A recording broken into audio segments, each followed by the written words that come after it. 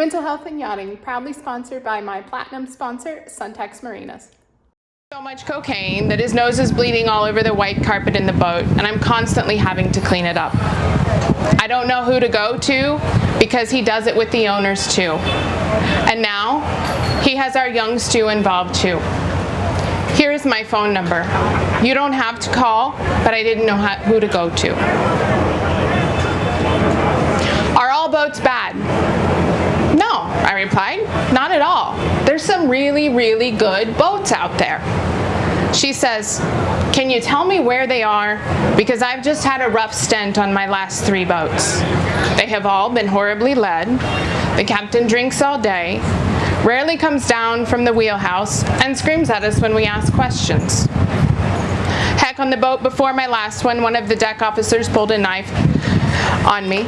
And before that, the chief engineer beat his second engineer up for not turning the right row of security lights on. I said, don't give up. There's a ton of good boats out there. And when you find your boat that fits you, it will feel just like you're at home. She says, I don't know. All I can say is if it wasn't for my engineer, I wouldn't be standing here. I looked at her with a question on my face. What do you mean? She says, well, I was going to show them. I was going to show the owner. I was going to show the management company. I was going to show the rest of the crew. I look again with a question on my face. She says, well, I was going to let them find me hanging off of the cap rail just like the rest of the fenders the following morning. She says, but it just so happens that my engineer went for a smoke at the right time that night and caught me. What do I do with my captain? Another friend of mine says, you know I'm the chief officer, but he's demanding the stews to deliver his coffee to the cabin every morning while he lays in bed naked. He tells them they can have the day off if they would like to hang out in his cabin for the day. And he's even changed their uniforms. You know, those super short skirts that when they walk up the stairs in front of him, you know what I mean. The reasons that I share these stories with you are because, one, over 50% of crew have indicated that they've thought about leaving the industry because of instances like this and the strain that it causes on their mental health. 2, because time and time again, I hear crew members say, I'm afraid to speak up. I'm afraid to say anything. I'm afraid I'll get fired. I'm afraid I'll get blackballed. 3, because it's happened to me. It's happened to me twice, as a captain, as a junior captain, and as a senior captain. As a junior captain, I recall working for this individual that I just admired, I aspired to be like. He was the captain that everybody dreamed of being.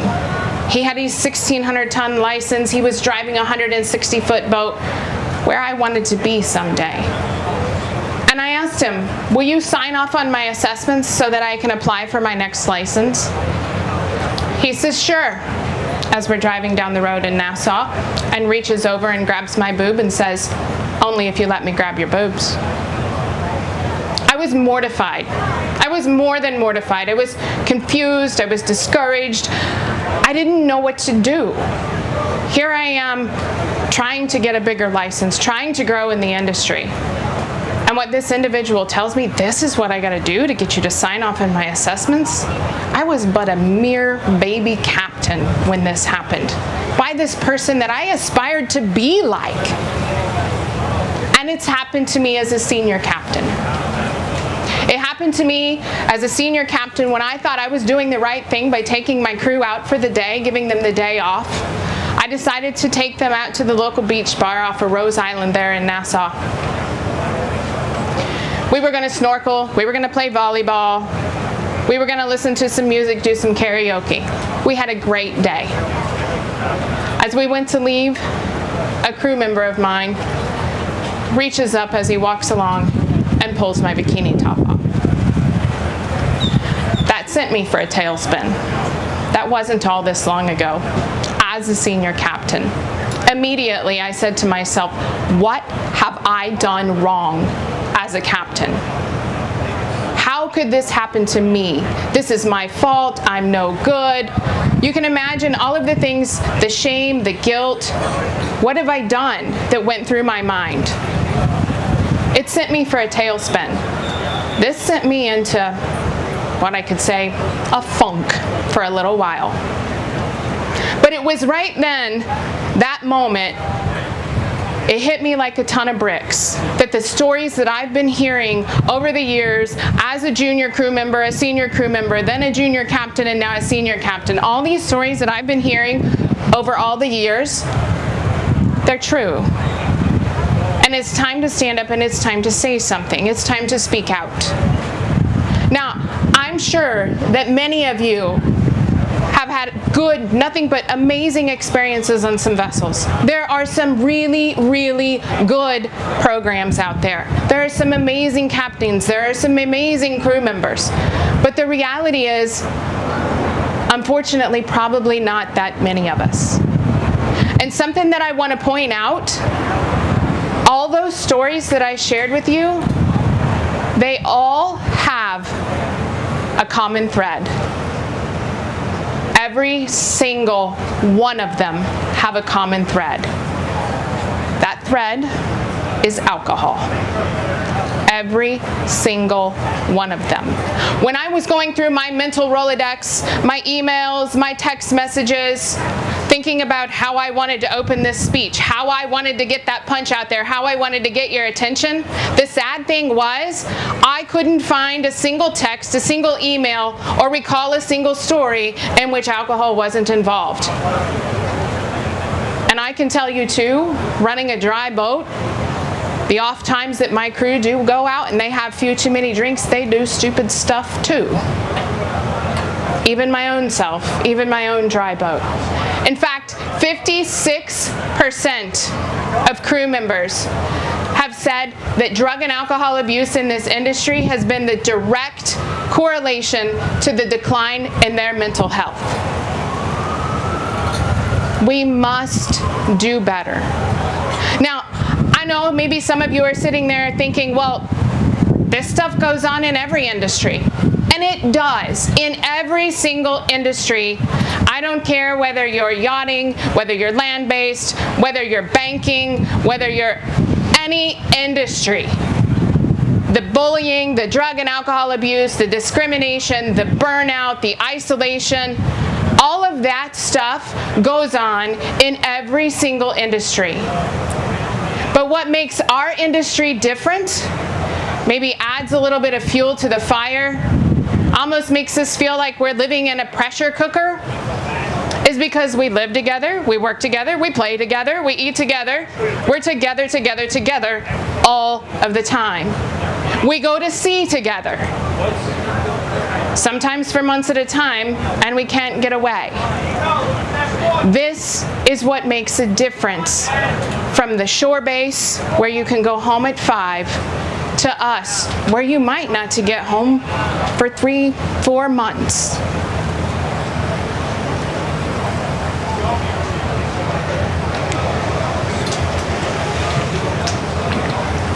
About a year and a half ago, the Miami boat show before last, I wound up with 2 fellas on the back deck of my boat. Last vessel that I was on, my chief officer comes in and says, "Hey, flag state and Lloyd's is standing on the stern of your boat." I was like, oh dear God. Well, I'm RENA class and I'm US flag, so it's okay that Cayman's standing back there. It gave me a little bit of a scare, but a good chuckle. I spent an hour and a half with Pete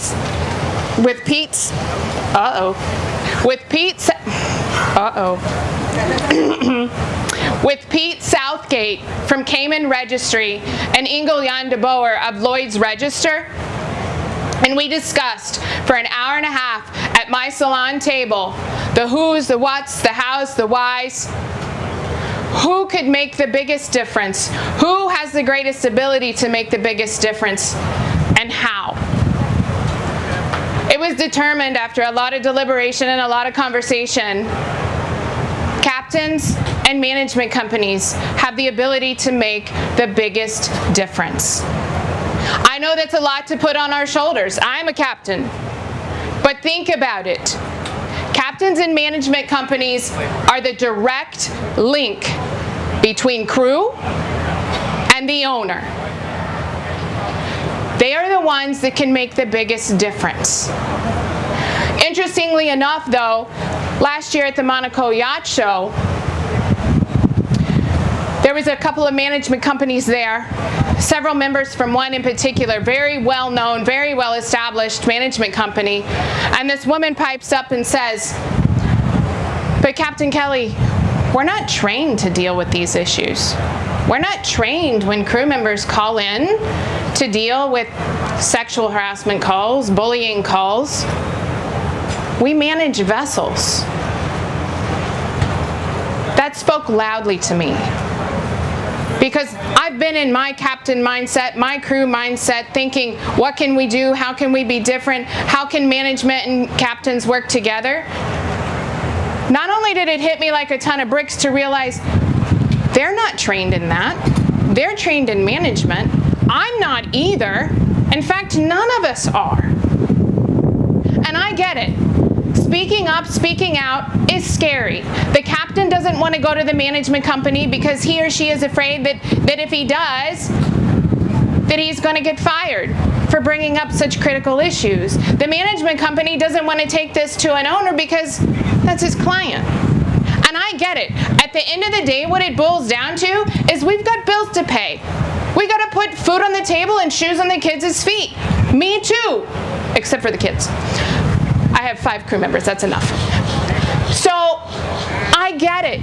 It's hard to speak up, but we must and we have to, because at minimum, we deserve to have a safe space to work in.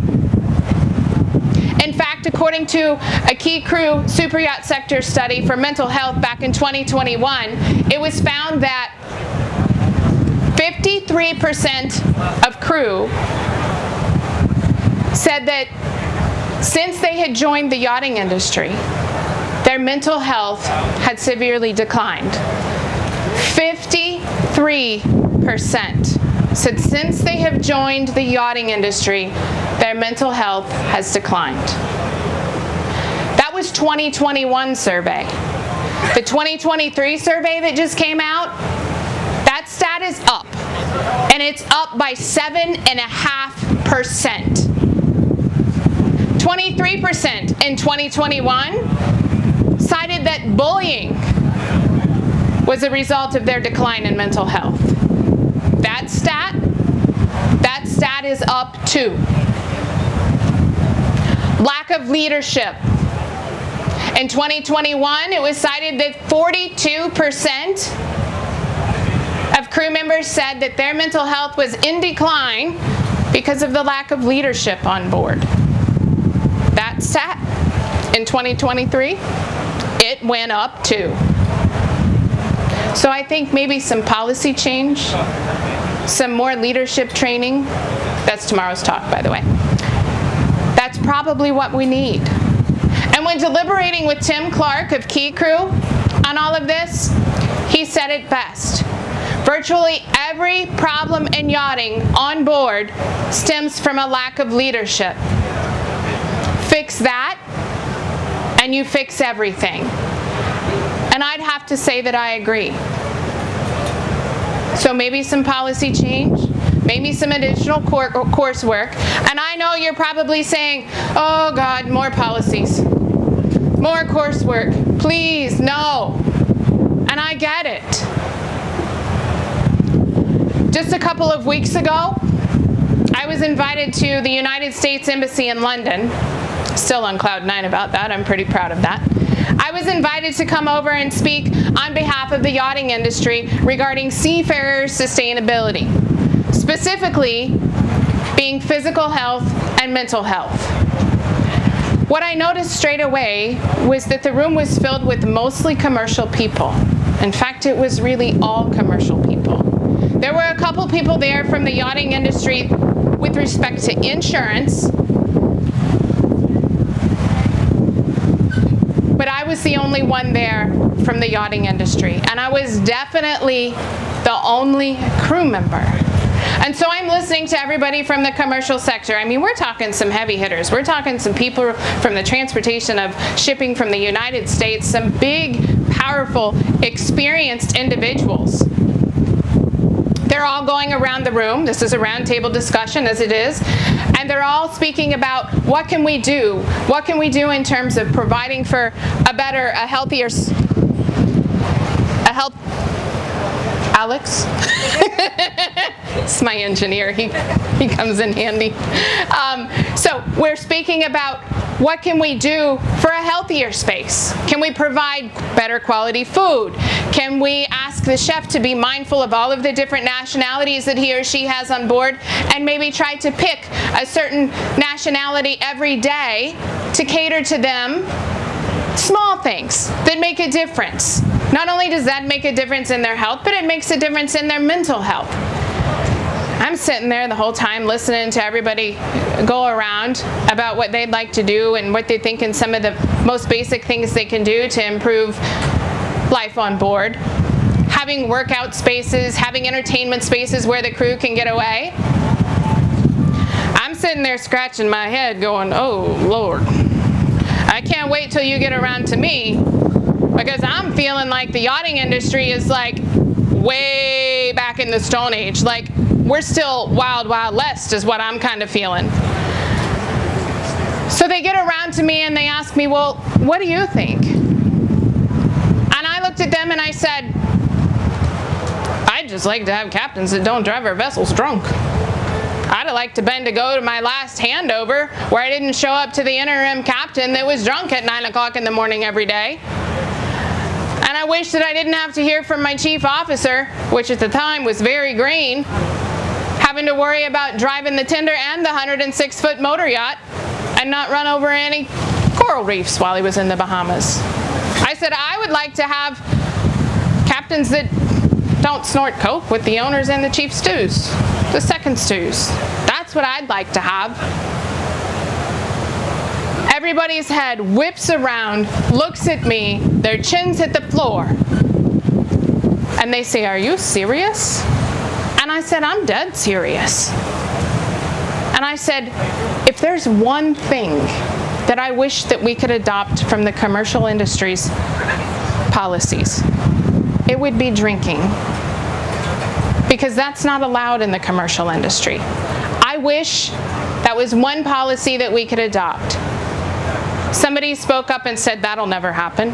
It's never happened in the yachting industry. It's always the way that it's been. It won't work. And I looked at them and I said, just because that's the way you've always done something doesn't mean that's the way you should keep doing it. So I know you're sitting there thinking, well, wait a minute. The commercial sector is different from the yachting sector. The commercial sector goes to sea for months and months at a time. It makes sense that they should have stricter regulations. Okay, fine. We go to sea. Let's say we go on a long charter and we're out for 3 weeks. We come back, we tie up at the dock there in Nassau. Everybody's ready to get off of the boat. We get the guests off, we get the boat put away. We all want to go out. We've all got a few $1,000s worth of tip in our hand and we're ready to go have some fun. Me too. So we either go to the Parrot, or we either, better yet, you go over to Atlantis and you spend the evening at the casino. You come back. You go to your crew mess, you pass out. You're drunk. The boat catches on fire. Now what? Now, I'm supposed to command a fire rescue and determine how to put out this fire. I'm probably a man down because the person that passed out could very well be an integral part of my fire team. So now I have to make the decision, is this going to be a firefighting mission or is this going to be a rescue mission? Am I putting the rest of my crew at risk to go down to the crew mess to retrieve you? And if you're as big as my engineer, I'm sorry, you're stuck. And nobody's picking that guy up and carrying him up out of the crew mess. He's my boyfriend too, so I can pick on him like that.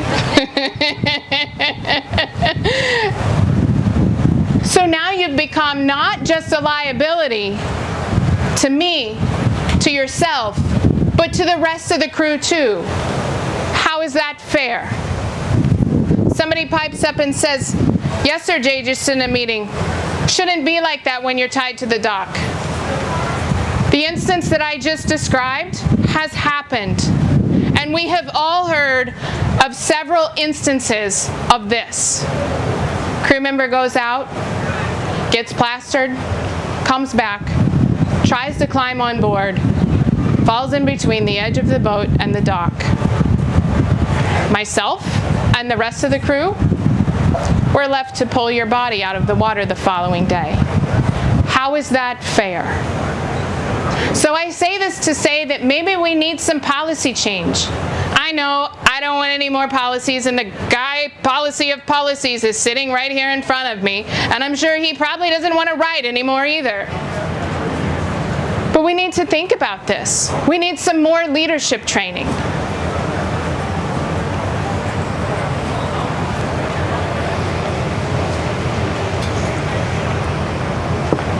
So I say all this to say, well, what can you do? What can you do to make a difference in this industry? Probably the most powerful, beyond training, beyond coursework, beyond rewriting policy, the most powerful thing that you can do, but probably the most difficult thing, is speak up. Open your mouth. Say something. You deserve, at minimum, a safe space to work. If someone's bullying you, if someone is abusing, if someone is harassing, or someone seems burnt out, someone's working in your department excessive hours and they're burnt out. It doesn't have to be the mucky stuff that I'm talking about. The reason that I'm talking about this stuff, this sexual harassment and the drug and alcohol and the bullying, is because I'm boots on the ground. I'm on board. And I see the biggest effect. I've studied the surveys. I've been reading and studying and talking about this stuff for a few years now. And I see what the problem is. But I also see how afraid everyone is to speak up. But that's the single most valuable thing, impactful thing that you can do, is to speak up. Open your mouth. Crew have cited that what they'd like to see on board is better leadership. Crew members have said that they'd be more akin to staying in the industry if the top four things could happen. Better leadership, adherence to work rest hours, a mental health first aid course, and I forgot the fourth, but that's okay. So I say all this to say, I love my job. I love this industry, but I think we could all agree that it needs a little bit of a cultural facelift, if you will, maybe a little bit of an overhaul. And I know each and every one of you love this industry as much as I do, because you wouldn't be sitting here listening. You want to make the same difference at the same level and the same capacity that I do. I know, though, as much as I love this industry and as much as I want to see the change, that I don't want to see any more rising statistics on the decline of crew mental health. And I know for damn sure that I don't want to hear of any more deaths related to this industry. I've got one more thing to say. Couple more things to say, and then I'm going to open this up for discussion. First, is I've been doing this for a few years now, and what started off as a passion project because I love people and I love the young adult, which is largely the yachting community, has grown, and it has grown bigger than I ever would have imagined. And I've got some people I need to thank. First and foremost, it's my sponsors. Suntex Marinas, Jeff, Eric, Brian, thanks guys. I couldn't do it without you. MHG, oh my God, I love you guys. You guys have been so much fun to work with. You have been so supportive of me, and that is so refreshing. And Cayman Flag State, Pete, sitting front and center, and Kayla, and just having met you now, but Pete. Pete has been the driving force. He's been the kick in the butt. He's been the constant encouragement for me to do what I'm doing. I couldn't do it without my sponsors. I couldn't do it without my crew. I have 6, sometimes 7 crew members. They run my AV at these seminars. I'd be a mess without them. No, I'm kidding. I couldn't do it without my crew. Really, the boss is in town. 2 of my crew members are here now, my chief officer and my engineer. They'd all be here if the boss wasn't in town. They're patient with me when I leave and I go off and I speak in the DR to some young 11th and 12th graders about the industry. Or when I'm off on a Friday afternoon trying to cram in 3 or 4 pieces of content to put out on social media for you all to watch. I couldn't do it without my crew. To Andrea, you guys haven't met her yet, but she's a new part of my team now. She came on a few weeks ago, probably when I was growing bigger than I ever thought I would be. One minute I want to do this, the next I don't, and the next I don't know what I'm doing. Should I be doing this? I quit. I'm happy I quit. No, I'm sad. No. There's a lot that goes on into growing a brand like this. And to even say that I'm a brand now sounds really weird. But thank you for being patient. So with that, I want you to leave here today feeling empowered. Feeling empowered to speak up, to say something, to know that you can be a part of making this industry so much better than it already is. We love it. Otherwise, we wouldn't be here. If anything, know that by speaking up, by helping to make the change, we can make this industry a much better place, even if it's just 1 crew member at a time. Thank you.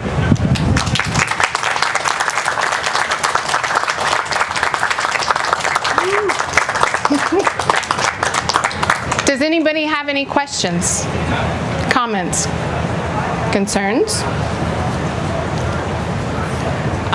I can stand here and wait patiently until there is one. I know sometimes people might think that these are cautionary tales and they don't take them seriously.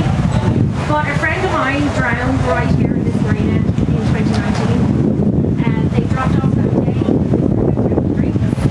They came back. They were sitting on the dock having more drinks, and the boat at the end of the fire. And they took their drunk asses over there and they got put out of the fire. And then they had her. And he was sitting cross-legged on the dock, and he stood up and he lost his balance. He was down. Palm Beach Fire Rescue were here. They had him diver in the water straight away, and they took him out. They found him the next day under the water. A very close friend of mine was engaged to him, and they split up in his previous mission that was during the attack. And within weeks, he got too drunk and he fell off the dock and he died. And I do think people just think these are, it's just something people say to young people, but it's true. People get drunk and they slip over a gunnel or they fall off the dock, and you know, somebody has to find them the next day and drag them out. And yeah, so yeah, it's not just a cautionary tale. No, thank you for. Did you turn me off? Thank you for speaking up about that. You know, and I share these stories, and I do a lot of, believe it or not, I do a lot of prepping and a lot of rehearsing for these talks, and I do, and I think about what can I do to start off with the biggest punch. How can I get your guys' attention? How can I get you guys to hear me? And these stories are real. And I've received more and more of this now, I think, as my presence grows, and I feel very fortunate to say that people feel very comfortable reaching out to me and sharing with me. But thank you for making that point, because I sometimes wonder, when I share these stories, do people really know, do people really believe that these stories are true? These aren't made up. Pete. Oh, Pete needs a microphone. Do I need a microphone? I mean, again, I just wanted to comment that obviously as a flag state we do see fatalities from time to time. and we do see a large number of fatalities that are related to alcohol. And yes, we do try and plug those gaps. We carry out a casualty investigation, we find out the root cause, and we implement requirements. So, for example, in the instance of a gangway where someone's coming back from a night out, had a few too many drinks, slipped on the gangway, fell through the rails into the water, and weren't found until the next morning. So, and what do? Well, we introduced a safety fly, and we now have a survey requirement that says all passerelles have to have a certain guardrail system on board, netting if possible, so that we're plugging the gap in that respect. But we're not dealing with the root cause, which is obviously alcohol. So we again, as a flag state, we're limited in what we can do. But again, recently we had an incident with a tombstone, which is a practice where people jump off the top deck into the water, and we had a fatality related to tombstone. So we put a safety flyer out there and say, this is a dangerous practice, don't do it. But it's still there. There's still people on TikTok and Instagram posting pictures of themselves jumping off the top deck. So I think you're absolutely right, Kelly. I think you've just got to keep repeating the message. Keep beating my drum. Keep beating your drum. Because eventually people will realise. I'm a bit older now, so we've all done it. When I'm in my youth, we would go out and get hammered, and we've all had near misses. But when you have a near miss and you live ashore, it tends to be okay.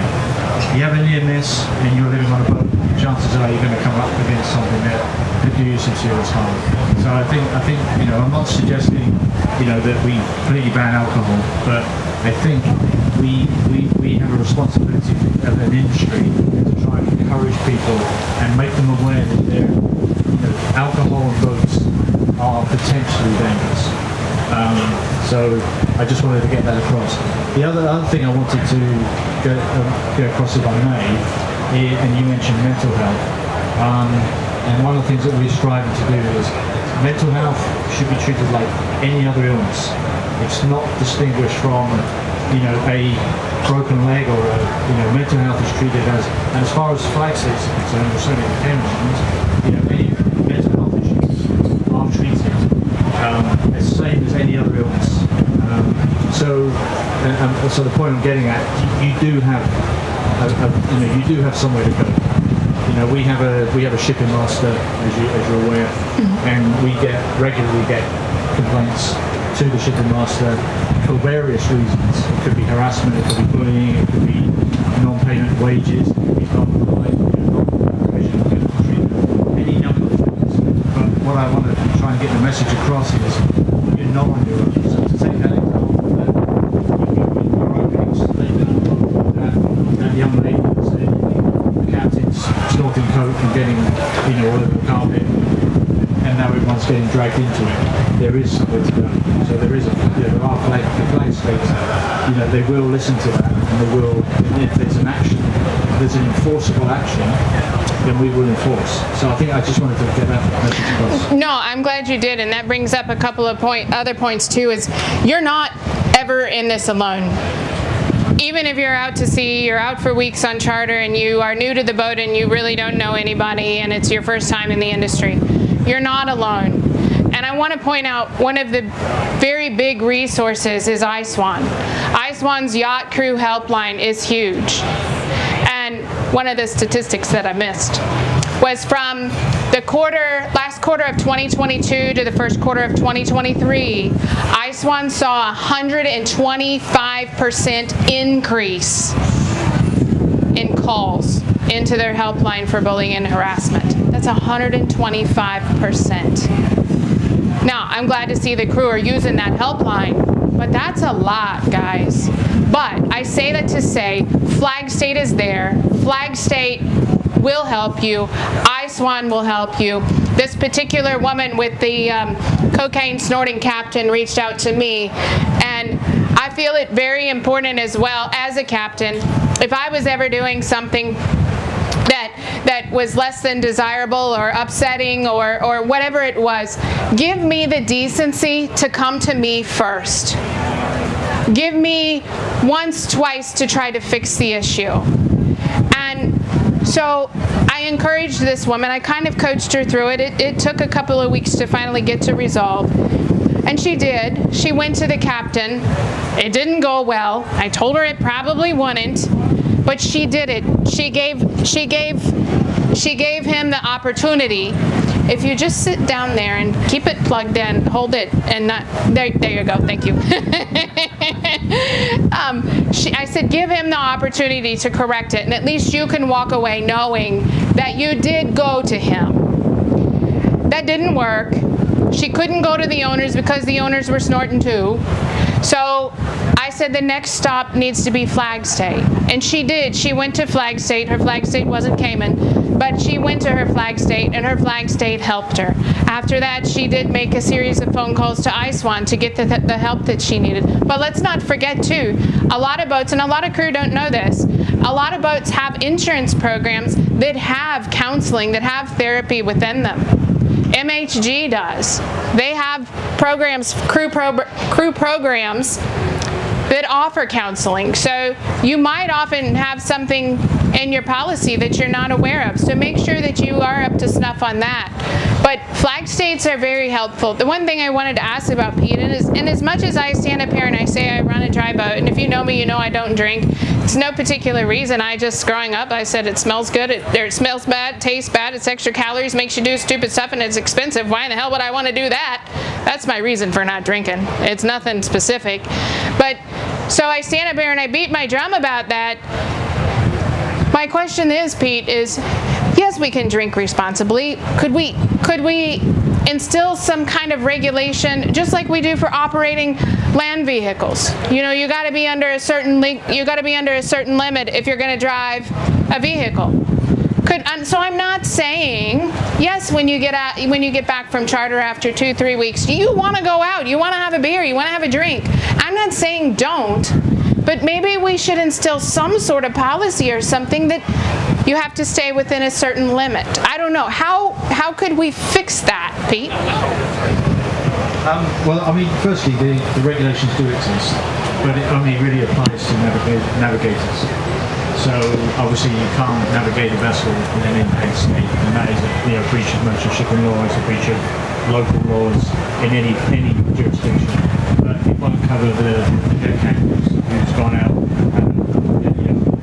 big night out and then come back half a cup. But is there any teeth to that? You say the regulation is in place. I mean, Sean, my chief officer back there, sitting in the back of the room, he's the fellow that I was telling you when I went for my handover on my last boat. Bless his heart, at the time he was a deckhand, and he's telling me how he's all stressed out because he's trying to run the tender, and he's also trying to make sure that the captain's not running over any coral reefs because he's drunk in a skunk all day long.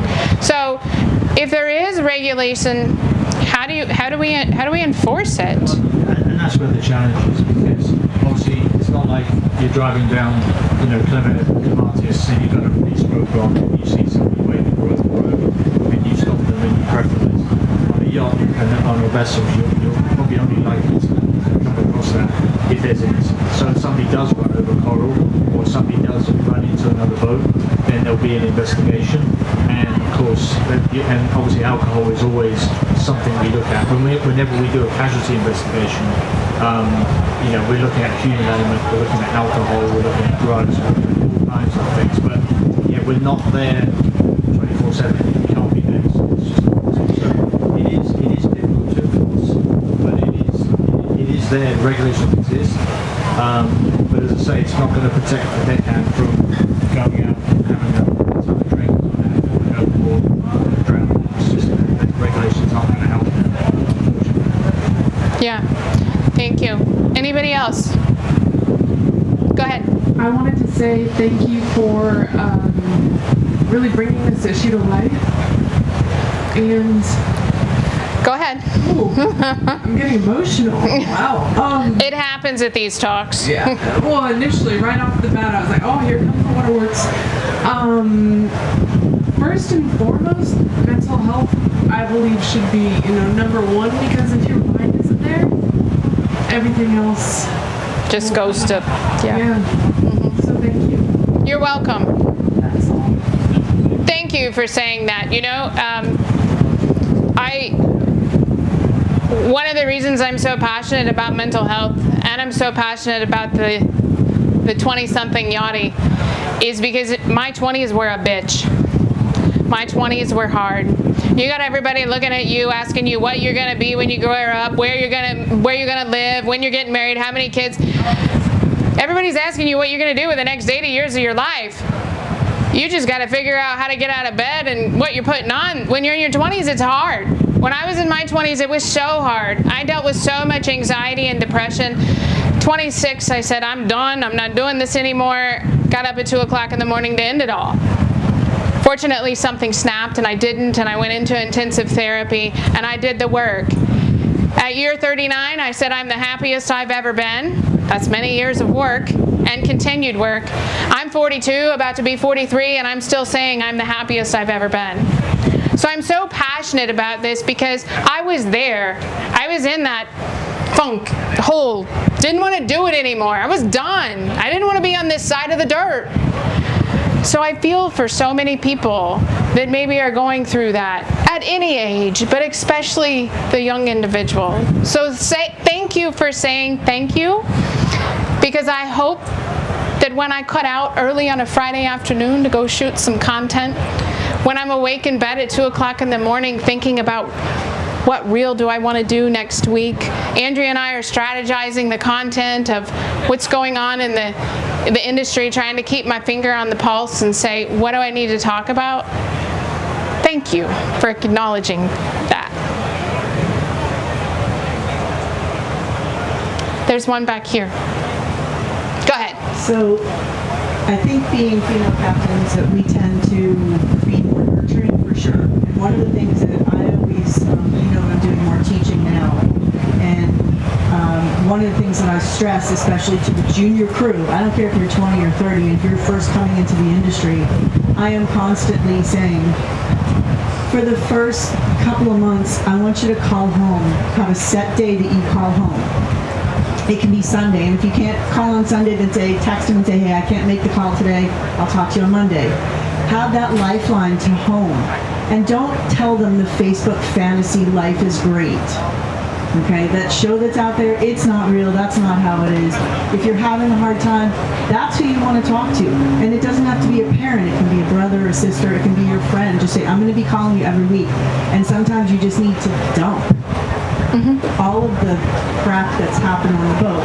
The harassment, the bullying, I've been the victim of it as well, but we're a different breed. We can kind of claw our way out of it, and we've had to look inside of ourselves to do that. I think it's the leadership, I agree, it's the leadership that the captains need to have. But there's captains, they get junior crew on and they're just like, they're having a bad time? Okay, well, good luck with that. Tomorrow's session, I have another session, it's on leadership, and I don't want to spoil it because I want you guys to come to that too. It's my first talk on leadership, so I'm really, really excited about it. But one of the phrases that I often use when I'm in webinars and I'm doing talks and stuff like this, in defense of the captain, in defense of the department head, 90% of our training pertains to 10% of our job. 90% of our training pertains to navigation, weather, boat handling. That's a small fraction of what I do. 90% of my day I spend peopling. The other 10% of it, boating. But 10% of my training is for the 90% of my job. So I say that in the defense of the captain, in defense of the department head, because we are not trained to do that. In fact, in any industry, you're not trained to be a leader.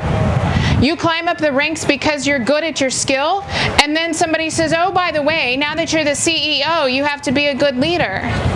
So I don't want to spoil tomorrow's talk, but leadership it's a big thing, and we're not taught that, and especially young crew members now, especially stews. Stews are young and they get thrown into that. Your chief stew at 24, 25, my God, you don't know what's going on at 24, 25. I'm 42 and I'm just now figuring shit out. So how can you know at 24 or 25? Go ahead. I agree, but when I say in terms of leadership as a captain, I'm not saying that I'm the one that they have to come to talk to about it. I'm saying find somebody. Yes. It's my job to make sure that they can find somebody, not to be the person that they're going to come to. Yeah, no, sometimes it's, yeah, and I know, sometimes it's awkward. You don't want to come to us with your No. stuff. It's And sometimes also- weird. But we can give them the time. Hey, you know what? I know that you have a call every Sunday. If I can get you to step away for 20 minutes or half an hour if you need an hour, go ahead. I like that.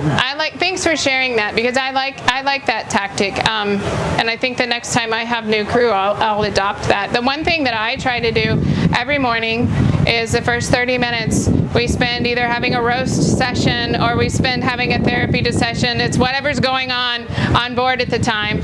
I particularly like our joke sessions, but sometimes it's more serious. And we're really busy. We're running a fleet of 8 boats right now, and it's a lot. So especially us senior, my chief officer, my chief engineer, myself, you know, we're looking at the clock going, it's 8 o'clock, now it's 8:15, now it's 8:30, we got shit to do, we need to get the day started. But I think that those sessions, those morning sessions, those first 30 minutes of every day, they do so much.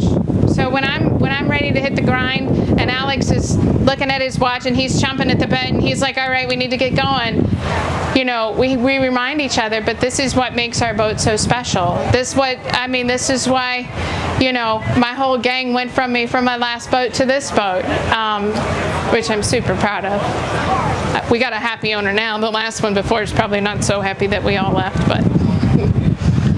Anybody else? Go ahead. Thank you for the talk today.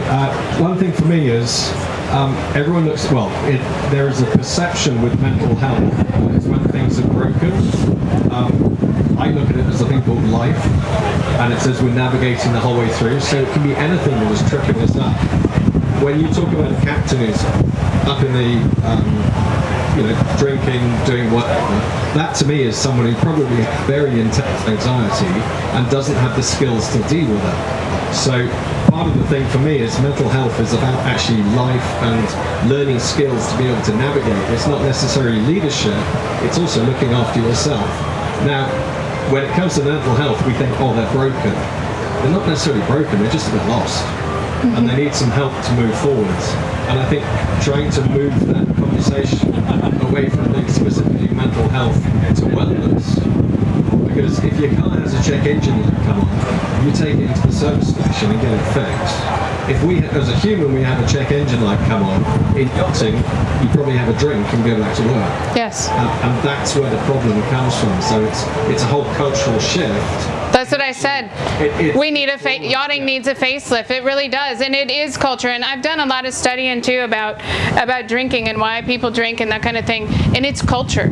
And so when you look at the culture of yachting, it is a drinking culture. So if we can make that cultural shift, and even in my little microcosm of my boat, you know, at the end of charter, we were one of the busiest boats around, jamming out 20 weeks of charter a year. I had 2 options the way I looked at it when we tied up the boat. I could say, hey guys, you want to go to Atlantis? Or I could say, hey guys, you want to go get some dinner and come back for movie night? Now, you weren't required to hang out with me. Sometimes I sent them off because I had enough of them for the last 3 weeks. And we all need our space. But every single time, they would say, yeah, let's go get some dinner. We'd come back to watch the movie, and on the way back down the dock, about half of them have dropped out and said, you know what, Cap, I'm going to bed. You know, so it's a culture. It's a cultural thing. So and it very much is the captain and very much the department heads. You can pick this or you can pick this. And going back to talking about mental health, mental wellness, whatever you want to call it, and Pete's right. If we can talk about a broken arm, we can treat a broken arm. We should be able to talk about a broken mind and treat a broken mind. But it's more than just fixing it. So when I was 26 and I decided I was done, but then something snapped, the next day at 8 o'clock in the morning, I got myself into a psychotherapist and a psychiatrist. Went into intensive therapy. And got to 29, and I was like, all right, I'm fixed. I got this. Well, I fixed it. It's like I lost the 20 pounds and I quit going to the gym. Well, the 20 pounds came back, so to speak. So then it's maintenance. So then I took a dip at 29 And I was like, okay. Went back to therapy again, and I was like, oh, you need to actually maintain this. You need to keep going to the gym, so to speak. So that's another thing, it's a lifelong journey. It's day in and day out. There's days that I'm just like, I'm done with all this stuff and I'm not doing this and that anymore. But then the next day I get back on the horse, but it's a lot of head work. And I say this a lot. The conversations that you have with yourself are the most important conversations you will ever have. And you have got to learn to be your own best friend. And somebody said this to me once, and this really resonated with me. And I remind myself this when I start picking on myself. Somebody said to me, when I was doubting myself and my ability with something, they said, would you say that to your best friend? I said, well, no. And she says, well, why in the hell are you saying it to yourself? And I was like, oh, you're right. I should be cheering myself on. I should be telling myself I can do this. So the conversations you have with yourself are the most important conversations you will ever have. So thank you for that. Thank you. I owe you a hug.